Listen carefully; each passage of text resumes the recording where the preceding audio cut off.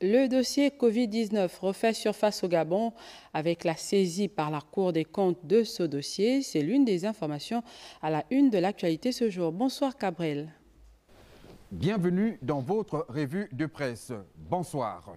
Le Gabon, comme le reste du monde, a été frappé par la pandémie de la Covid-19 entre 2019 et 2022. Durant cette période, l'État a mobilisé plus de 503 milliards de francs CFA pour lutter contre cette pathologie. Selon Pyramide Média Gabon, cette somme considérable était à la hauteur des ambitions: sauver des vies, acheter des masques, construire des centres, vacciner la population. Le journal en ligne souligne en outre que 3 ans plus tard, il ne reste qu'un parfum de scandale. Quelques rapports jamais publiés et un silence budgétaire pendant que les anciens gestionnaires roulent carrosse. Pour Top Info Gabon, le peuple gabonais a eu droit à des confinements, à des couvre-feux, à des arrestations pour non-port de masque et à des campagnes de dépistage improvisées.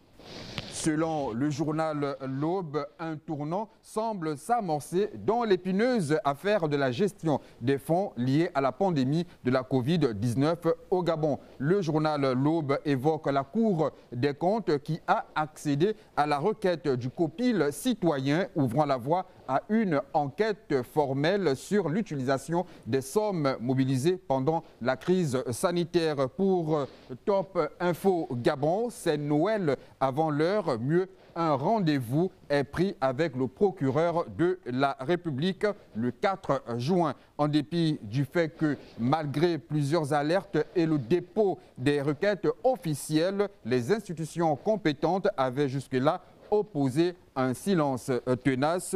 Pyramide Média Gabon souligne que cette fois-ci, le peuple gabonais ne veut pas des commissions, des comités ni de conférences de presse pour noyer le poisson. Il veut des condamnations et des remboursements. Pour le journal L'Aube, dans un Gabon en pleine transition post-Ali Bongo, où les appels à moralisation de la vie publique se multiplient, cette affaire pourrait faire figure de test pour les institutions judiciaires.